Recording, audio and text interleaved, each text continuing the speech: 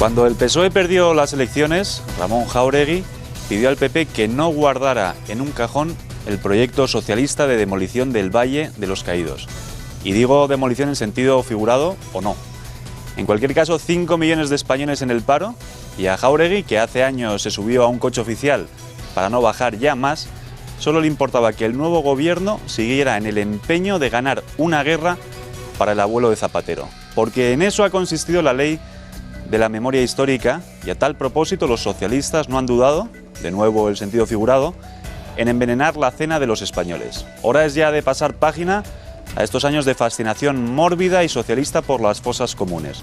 Hora es ya de que el legislador saque sus manos del relato de la sucesión sucesiva de sucesos sucedidos sucesivamente, o sea, de la historia. Pero antes es justo, necesario y saludable poner los puntos sobre las íes. Y con este empeño, Intereconomía Televisión emite esta noche La Reconciliación bajo la Cruz, un documental sobre la verdad del Valle de los Caídos, un documental en el que todas las opiniones encuentran su apoyatura en datos y en más datos.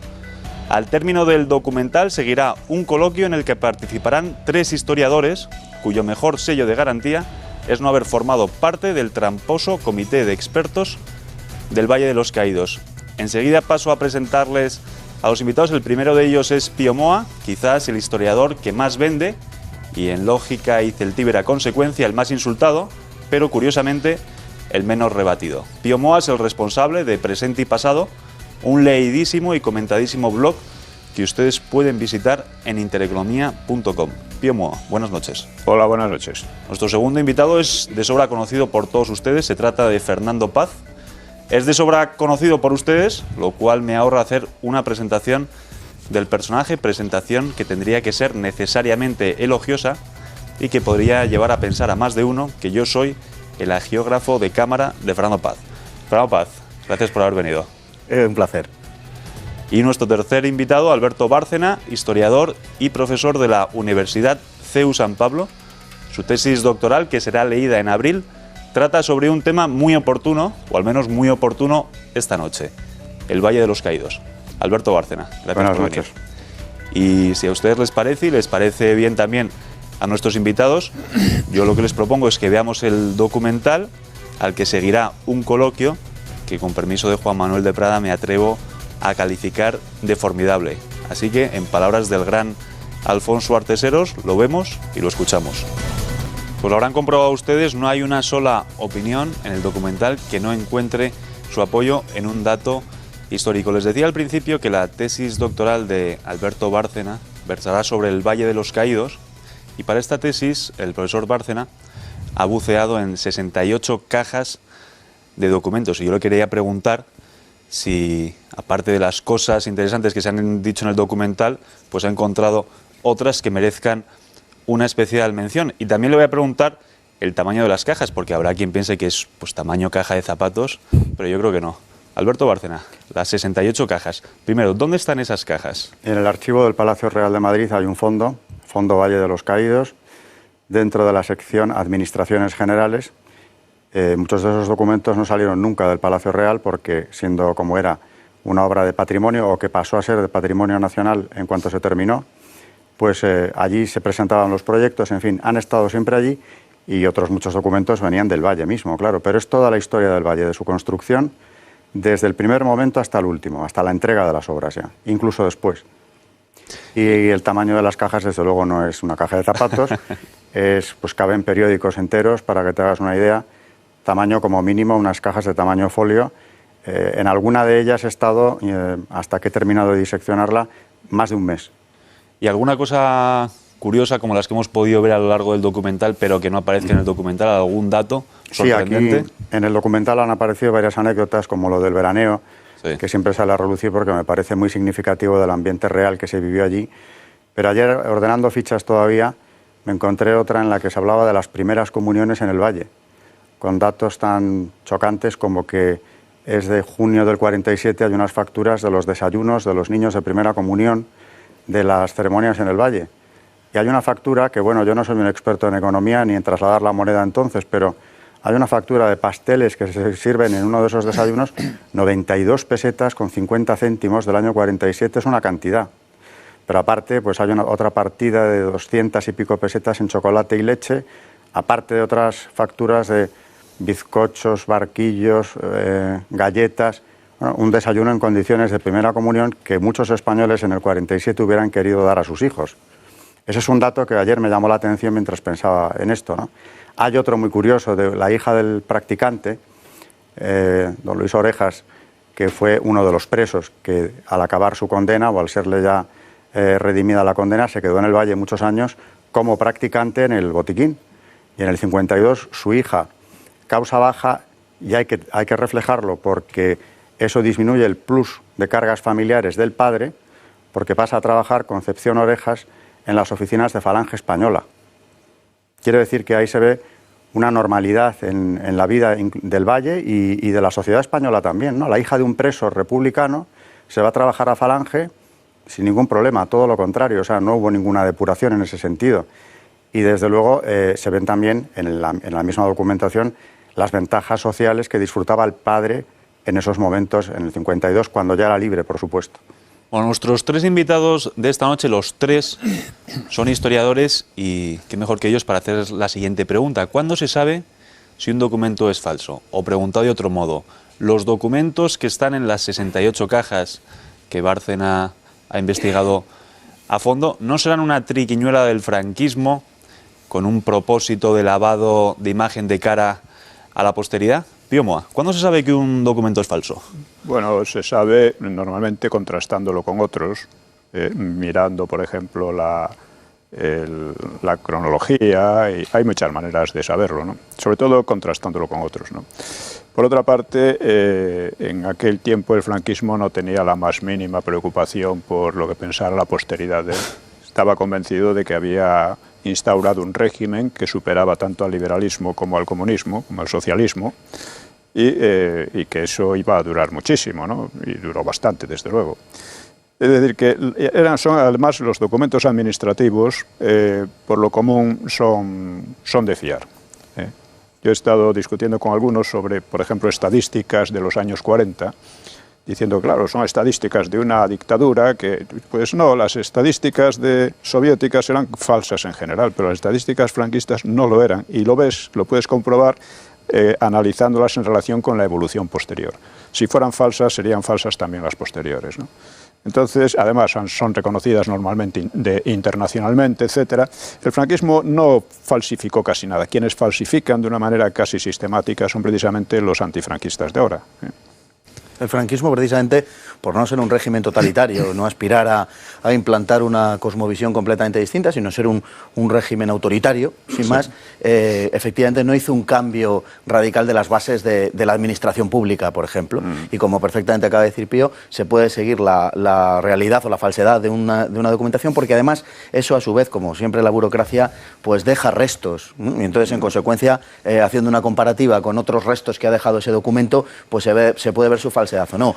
Hay cosas que hay publicadas de personajes importantes y publicadas posteriormente, no en su tiempo, como por ejemplo los diarios del Conde Chiano, se me ocurre ahora mismo pensar, donde tiene entradas falsificadas que se puede ver porque se falsificó tan mal que algunas de las entradas se corresponden con fechas posteriores a lo que él está aludiendo, ¿no? Con lo cual ese tipo de cosas al final se encuentra. Y sobre todo es un argumento al que se recurre con mucha asiduidad, ¿no? Decir que los documentos de determinada época son falsos. Si son falsos y es tan claro que son falsos, que será muy fácil también demostrar su falsedad, sí, pero no se demuestra la falsedad nunca, por tanto.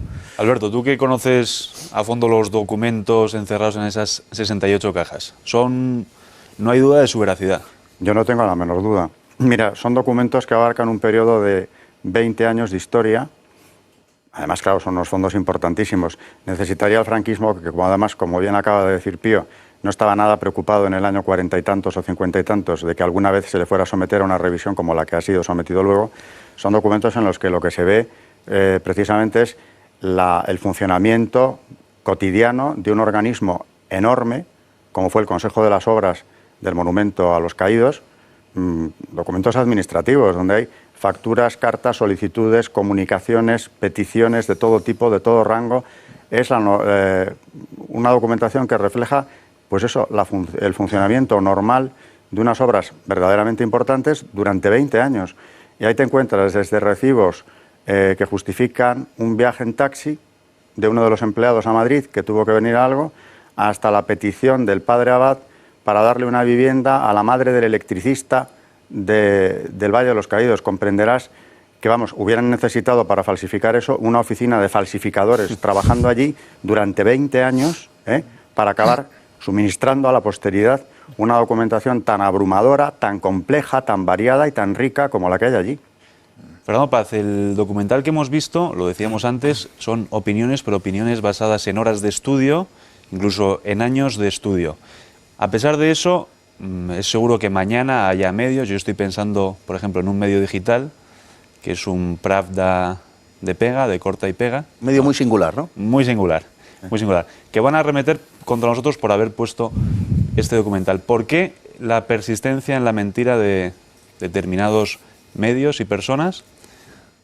Bueno, porque ellos persiguen una finalidad fundamentalmente ideológica, no les guía desde luego en absoluto la verdad. Entre otras cosas, la ideología en la que creen niega la existencia misma de la verdad, con lo cual ya nos podemos figurar. Pero además ha sido una constante a lo largo de todo el siglo XX y por ceñirnos al siglo pasado nada más, ¿no? Es decir, los propagandistas que han detentado la hegemonía social y cultural en Europa, en Occidente, no han tenido el más mínimo rebozo a la hora de mentir. Ha habido algunos de ellos muy señalados, caso de Bertolt Brecht, por ejemplo, o más cercano el caso de Jean-Paul Sartre, donde incluso ha avisado de las barbaridades que se cometían en el sistema de campos de concentración soviético. Lo que hizo fue tapar aquellas noticias. Eso es algo que sabe todo el mundo, ¿no?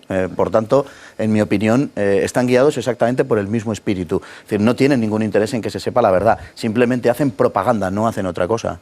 Bueno, y aparte de la persistencia en la mentira, también en el insulto.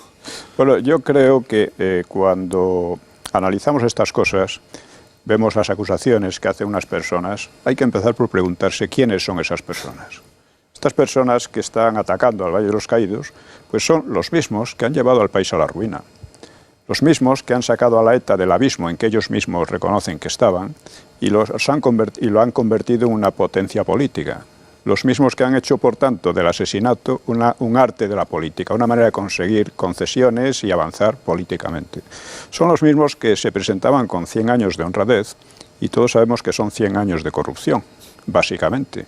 Los mismos que tienen un historial terrorista ellos mismos, desde la República y antes, y dentro de la propia democracia, como terrorismo de gobierno. Es decir, son unas personas que no tienen la más mínima autoridad moral, y sin embargo están siempre erigiéndose en fiscales de los demás, acusando, cuando tendrían que estar en el banquillo.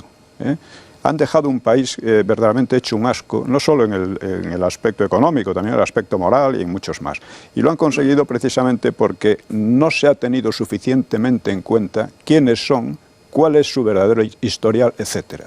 Hace poco en una charla parecida a estas, pues yo señalé también que el hecho de que para ellos la cruz es un estigma, es decir, ellos son ateos o ateoides, ¿no? Y recuerdo que una señora bien intencionada me dijo, hombre, no, Bono es católico, Jáuregui es católico, yo diría más bien que son fariseos, pero sea como fuere, yo hablaba del partido en sí. En el Partido Socialista puede haber budistas, puede haber católicos, lo que sea, pero el partido en sí es ateo. Bueno, tú sabes que hay católicos practicantes, católicos no practicantes y practicantes no católicos, que es el caso de José Bono. Bueno, os decía antes que el mejor sello de garantía de los invitados de esta noche es que ninguno de ellos formó parte del comité de expertos que mandó crear Zapatero para darle un fin distinto al Valle de los Caídos, un fin distinto al fin fundacional.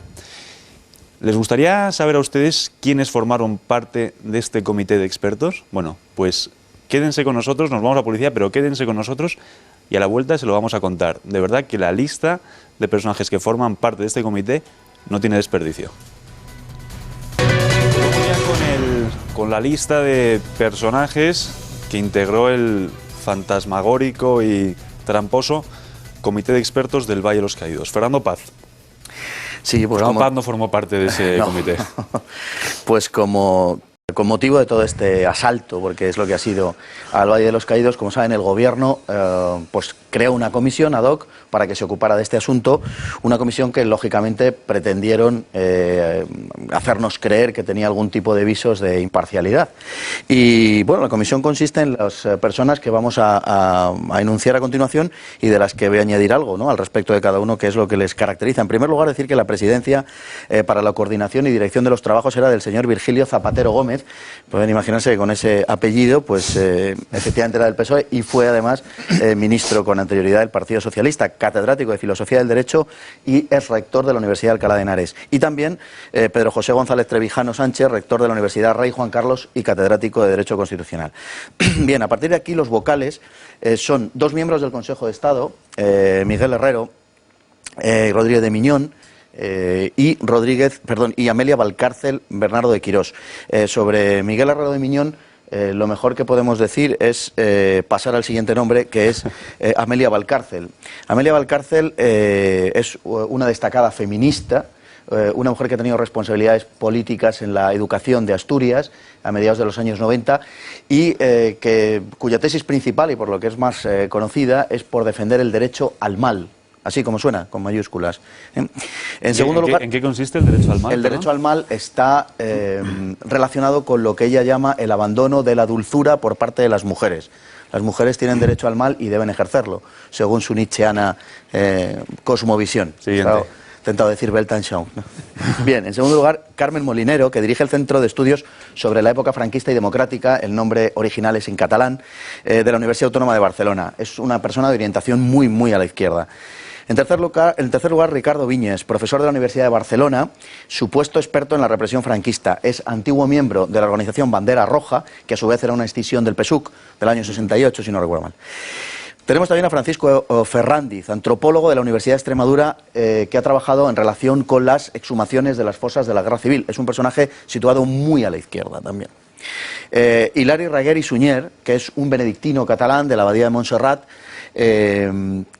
bueno, que entre otras cosas ha solicitado que la Iglesia española pida perdón por su actuación en la Guerra Civil.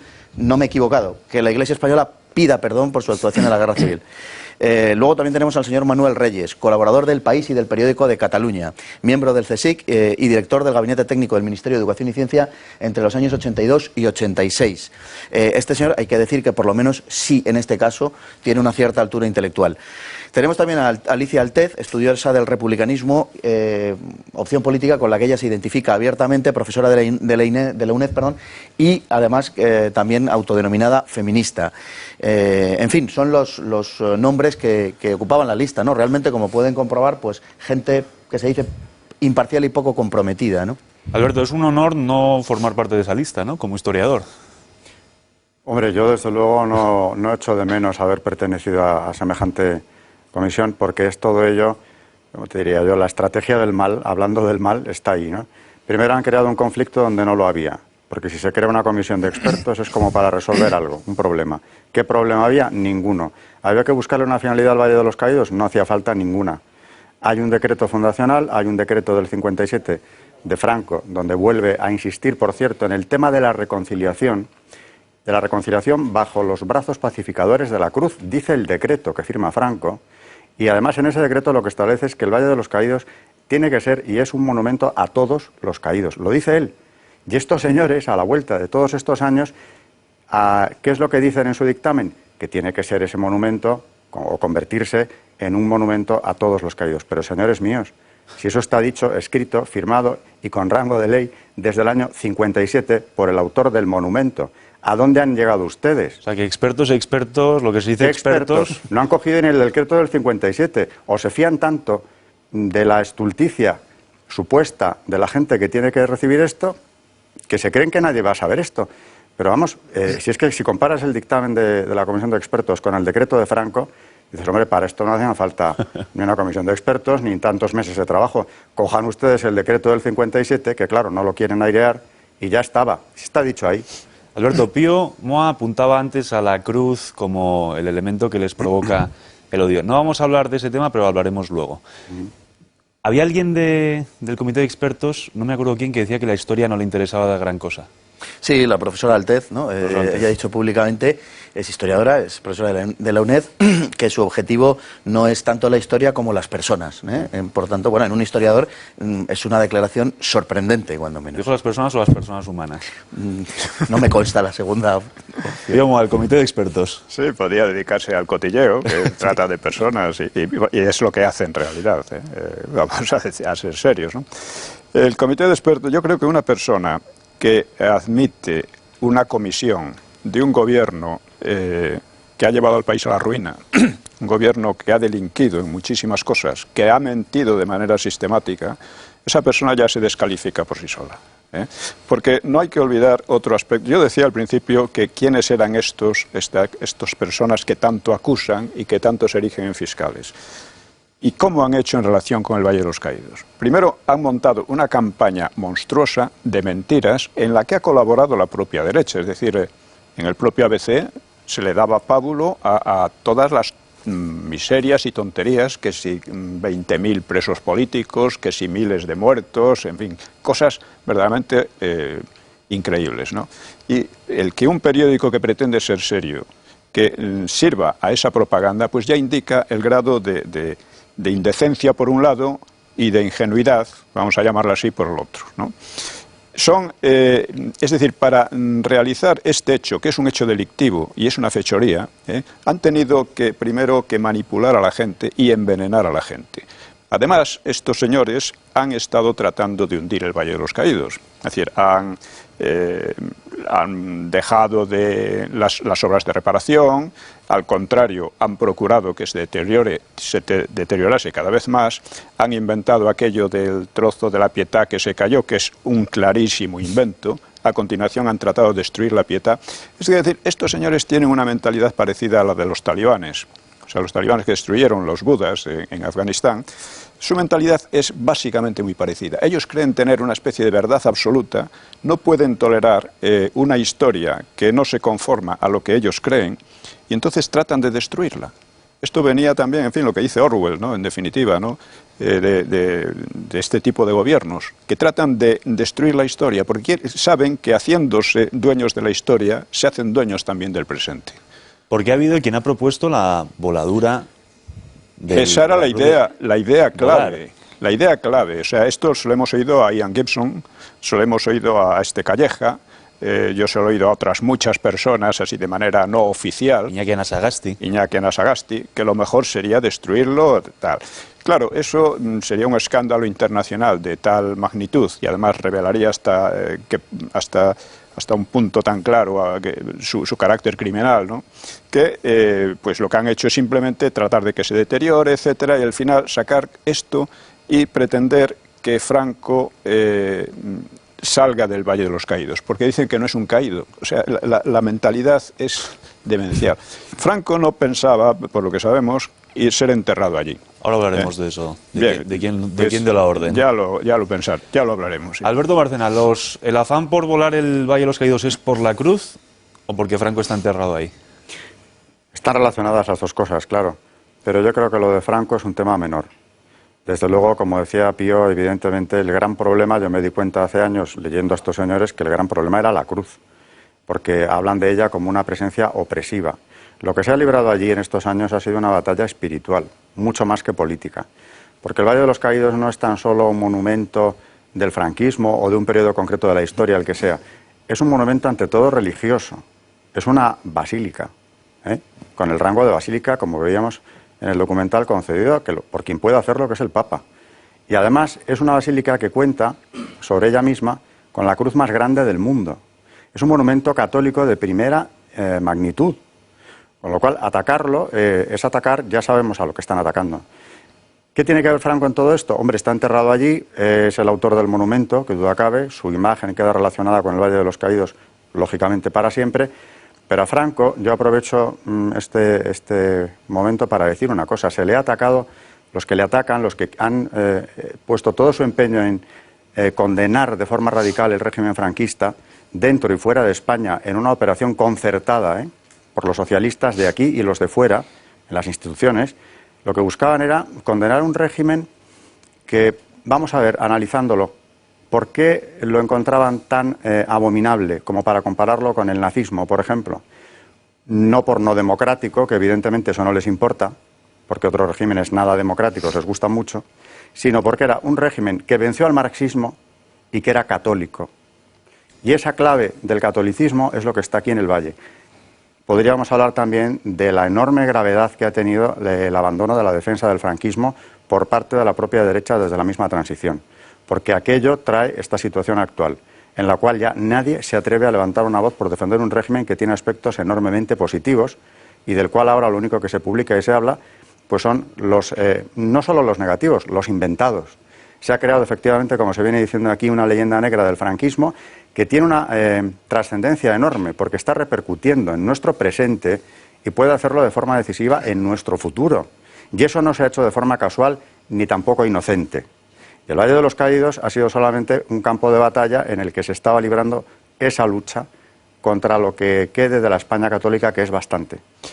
Sí, perdona. Sí, hay que decir que estos señores, los socialistas y en general la izquierda, durante la Guerra Civil, uno de sus objetivos fundamentales fue no solo destruir la Iglesia, sino erradicar la propia memoria de la España cristiana.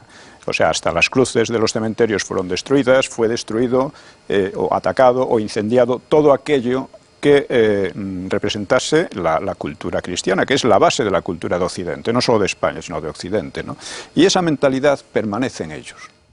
Entonces, no debemos extrañarnos de estas maniobras, que son maniobras que, claro, no pueden hacerlas tan a las claras y de manera tan brutal como entonces, pero persisten en ellas, parece que es una obsesión que tienen, ¿no? Fernando Paz, ¿odio a la cruz o odio a Franco? Bueno, yo creo que resulta evidente el odio anticristiano, particularmente anticatólico y concretamente contra la Iglesia que ha desplegado el gobierno de Zapatero durante todos estos años. No, me parece que no es desvelar nada y en este sentido el ataque al Valle de los Caídos pues encuentra su incardinación como un elemento más, quizá la guinda de un pastel al que me refería, ¿no? Pero no podemos obviar una cosa y es la especificidad del hecho de Franco en el Valle de los Caídos. Indudablemente el hecho de que se encuentre allí la tumba de Franco, no por decisión del propio Franco, pero en fin, que se encuentre ahí la tumba de Franco, le dota de una, como digo, de una especificidad particular. Hay un ataque genérico contra la cruz, no cabe la menor de las dudas, pero hay un ensañamiento particular por el hecho de tratarse de la tumba de Franco. Como decía hace un momento Alberto, no le perdonan que Franco, como decía el propio régimen de sí mismo, había sido quien había derrotado al comunismo en los campos de batalla por primera vez. Y por tanto, pues básicamente es lo que no le perdonan. Entonces sí creo que hay una especificidad en el ataque a Franco, al Valle de los Caídos, por el hecho de estar Franco enterrado allí. Sí, yo quería decir que el argumento, la argucia que ponen es que Franco derrotó la democracia, la libertad. No hay más que ver lo que era el Frente Popular, que se componía de marxistas, que es la teoría más totalitaria del siglo XX y más sanguinaria, de anarquistas, de golpistas como Azaña o como Companys, que en cuanto perdieron las elecciones se sublevaron contra la propia República. Se componía de separatistas, y entre ellos un partido tan extremadamente racista como era el PNV. En fin, esto era el Frente Popular. Y pretender que eso, o con los socialistas, pretender que esos defendían la democracia es una falsificación tan gigantesca, tan chocante, tan bruta, que dices, ¿cómo es posible que se haya mantenido? Pues se mantiene, en gran parte por la cobardía de la derecha a decir lo que realmente ocurrió. La democracia no jugó ningún papel en ninguno de los dos bandos, porque en el bando de Nacional la experiencia de la República les había llegado a la conclusión errónea, pero justificable, dadas las circunstancias históricas, de que la democracia en España solo iba a traer la revolución. Que realmente ocurrió así, por una serie de causas que no vamos a entrar en ellas. Pero al final resulta que la democracia actual, una democracia muy, muy defectuosa, pero que existe realmente, viene del franquismo. Viene de las circunstancias que creó el franquismo. El franquismo creó una sociedad reconciliada, ya no había los odios que hundieron la República, eso desapareció. Creó una sociedad próspera y creó una sociedad pacífica. La paz que se inauguró con el final de la Guerra Civil es la que tenemos ahora todavía. Y hay mucha gente empeñada, por lo visto, en negarla, en negar la legitimidad democrática que viene del franquismo, no viene del antifranquismo. El antifranquismo jamás fue democrático. Es una cuestión que es necesario aclarar. Yo, abundando en lo que decíamos antes, quería señalar que, aunque hoy sea un dato quizá incómodo para mucha gente, o para cierta gente, en 1937 la Iglesia española declaró la guerra como una cruzada. Sí.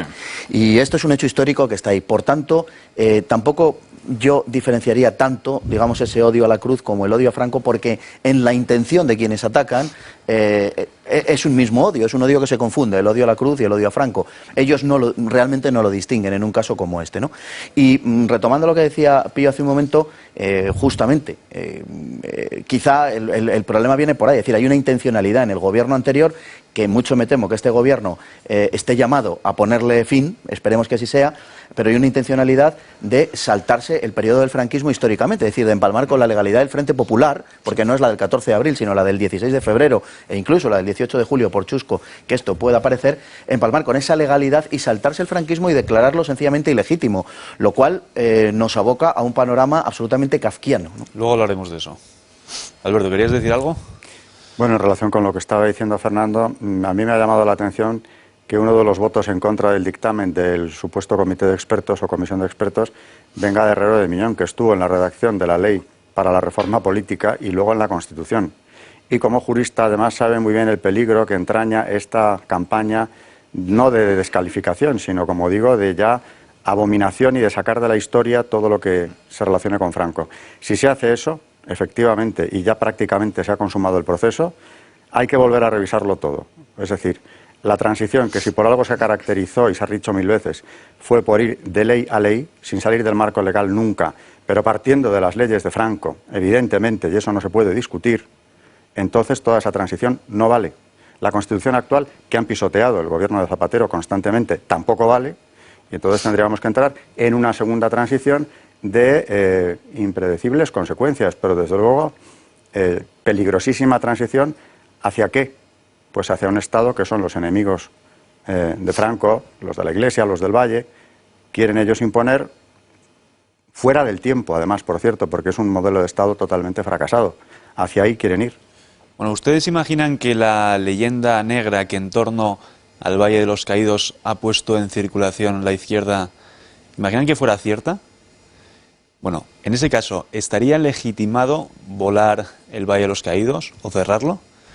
Háganse esa pregunta y luego nosotros, aquí, si quieren ustedes en sus casas, lo contestaremos después de la publicidad.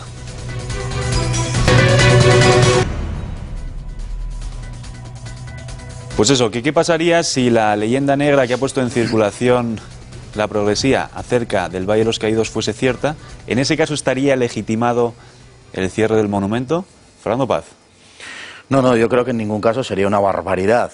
Sería una barbaridad completa terminar con un monumento como este, que al margen de toda consideración es una verdadera maravilla, que además es una basílica y que por tanto merece todo el respeto del mundo. Aunque la leyenda negra, digamos, fuese verdad, cosa que no es ni aproximada, es decir, que no tiene ningún sentido. Y esa misma pregunta refería a cualquier otro monumento. Claro, es que efectivamente ahí va. Hay muchos sitios, normalmente de una forma absolutamente falsa, espuria, se compara el Valle de los Caídos con el hecho de que, pues no sé, en Alemania no haya estatuas de Hitler, ¿no? Es un disparate de tal calibre que incluso hacerse eco de esa pregunta en sí mismo pues ya es disparatado. Pero sí puedo decir, sin establecer ningún tipo de equivalencia, simplemente de comparación por el hecho de ser personas no democrática, si se quiere, que por ejemplo la antigua Unión Soviética está llena de estatuas de Lenin, que en Italia, cualquiera que haya estado allí sabe que hay un sinfín de alusiones por todas partes a Mussolini y que no pasa nada, y que la plaza más importante, más grande en cualquier caso por extensión del mundo, que es la plaza de Tiananmen, está presidido por un retrato de Mao Zedong, que es el mayor asesino cuantitativamente de la historia de la humanidad. Ya digo, por supuesto, sin establecer ni de lejos la menor equivalencia, simplemente incluso dando por buena la leyenda negra, que como digo no tiene nada de cierta. Alberto. Pues lo de cerrar el monumento o agredirle de cualquier modo. ¿Este monumento o cualquier otro monumento? Cualquier otro. Bueno, empiezo por este y concretamente te digo que es verdaderamente salvaje, además impensable. Es ante todo, insisto en ello, un monumento religioso, es una basílica católica, entre otras cosas, y además, ¿qué es? Pues es un monumento que, como dice y mencioné ya antes, el decreto de Franco del 57 busca la concordia bajo la cruz, eso queda clarísimo, pero es que además se alza esa cruz sobre la victoria de una guerra civil de la que vamos a tratar de superar ya todos sus traumas después de que nos lo han puesto muy difícil en estos últimos años, porque es lo que se ha hecho con la ley de la memoria histórica, pero que también era el final de una persecución religiosa como no se ha vivido en la edad contemporánea nunca. Tampoco podemos olvidar eso. Ahora, no estaba en el espíritu de Franco recordar precisamente esa persecución. El espíritu claro es la concordia, el perdón y pasar página, que es lo que habíamos hecho ya hace mucho tiempo. Y hablando de cualquier otro monumento, pues si quieres, a mí se me ocurre que esto es como si se iniciara un movimiento ahora de sacar a Napoleón de los inválidos, pues porque era un genocida que arrasó Europa. ¿Os imagináis qué podría haber, qué reacciones se darían en ese caso? ¿A quién se le podía ocurrir algo así? Esto no es menos descabellado. Sí, o destruir Versalles como símbolo del absolutismo. Del absolutismo, claro. Esto solo se le ocurre a gente que en sí misma es también absolutista. Son gentes totalitarios que tienen 4 ideas, y en España 4 ideas sumamente estúpidas, ¿no? Eso hay que leer a Azaña para ver la clase de personal republicano que había, que se puede, en fin, es el mismo personal que hay ahora. O sea, para Azaña, el personal republicano, una pandilla de botarates, de gente doctrinaria sin ideas y que además muy dada a la corrupción, ¿no? Pues esto es prácticamente lo que es el Partido Socialista y los que están proponiendo todas estas cosas. El Valle de los Caídos tiene además un aspecto artístico fundamental. Es el monumento más impresionante y yo creo que más importante del siglo XX en su género, ¿eh? Al margen de quién lo haya hecho ni por qué lo haya hecho, es así.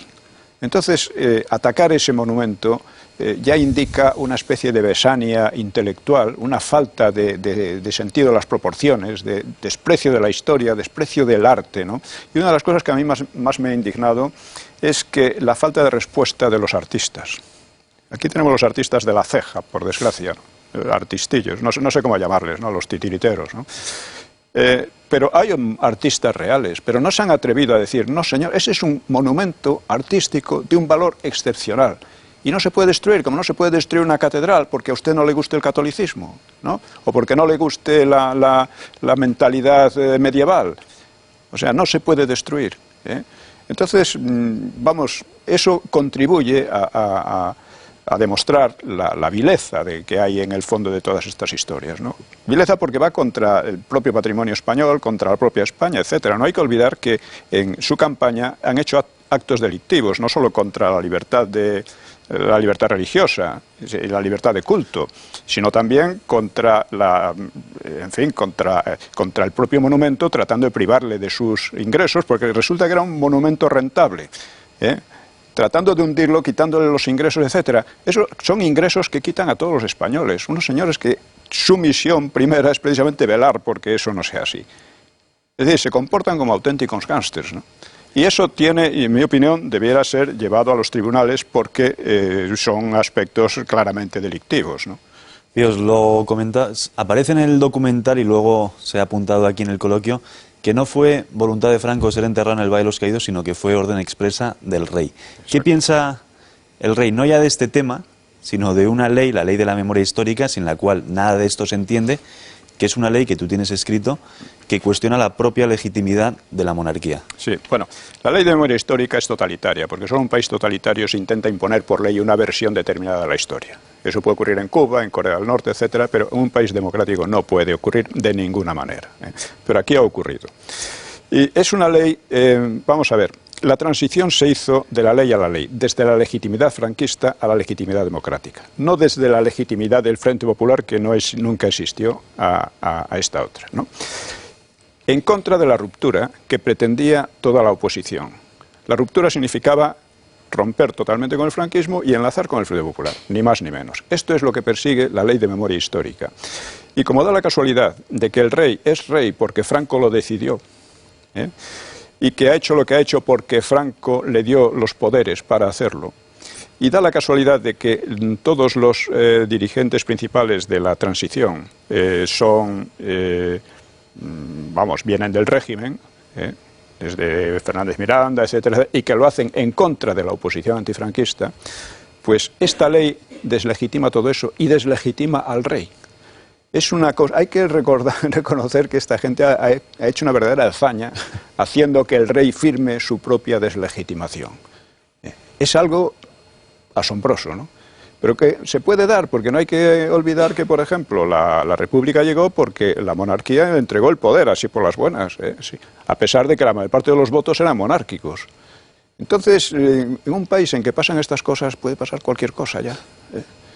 Sí, es sorprendente, desde luego, que la jefatura del Estado se haya avenido a este tipo de componendas, ¿no? Y haya firmado una ley que, como acaba de decir tan brillantemente Pío, pues acaba de firmar su propia ilegitimidad, porque si declara ilegítimo el régimen del que procede la monarquía, como es natural y lógico, pues la propia monarquía queda en entredicho. Esto parece claro. Ellos tienen la intención de retomar esa legalidad, que no legitimidad, de 1936, y en consecuencia de lo cual pues pretenden ilegitimar todo el proceso. Si se ilegitima todo el proceso, eso significa, para empezar, que incluso aquellos que han aprobado esta ley no estarían en condiciones de hacerlo, porque sus títulos académicos, los que les avalan, no serían válidos, puesto que proceden de un régimen ilegal e ilegítimo. Y como eso, todo lo demás. Es decir, tendríamos que volver a 1936. Esto es un imposible, pero es verdad que ellos lo pedían durante la transición, incluyendo al propio Partido Socialista Obrero Español. Estuvieron pidiendo la ruptura y, de hecho, las elecciones, el referéndum de diciembre de 1976, solicitaron la abstención directamente. Es decir, no querían participar de aquellas reformas de la ley a la ley que se venía haciendo conforme al diseño de Torcuato Fernández Miranda. Por lo tanto, es verdaderamente sorprendente que la jefatura del Estado haya llegado a firmar esa ley. Una ley que justifica la ETA. No ¿En qué sentido la justifica? La justifica entre las víctimas del franquismo están a partir del 68, y a partir del 68 las víctimas del franquismo son las de la ETA. La ETA empieza a asesinar en el 68. Alberto Bárcena, hemos hablado a lo largo del coloquio de la parte más visible, no sé si llamarlo del conflicto, pero de la parte más visible, que sería el gobierno. Hemos hablado, en cambio, muy poco de la otra parte, también visible, que no es tanto la Iglesia en general como los benedictinos del Valle de los Caídos en particular. ¿Cuál ha sido su papel? Decisivo para que siga habiendo culto en la Basílica, eso no hay la menor duda, porque cuando con artimañas, siempre por detrás, sin dar la cara, el gobierno anterior ha intentado cerrar el valle con disculpas como las que veíamos en el documento, ¿no? Que si amenazaba ruina, que lo que hicieron fue machacar a la Piedad todo lo que pudieron, ahora ya no se puede entrar, es peligroso, incluso hablaron del desmoronamiento de la cruz que podía causar heridos.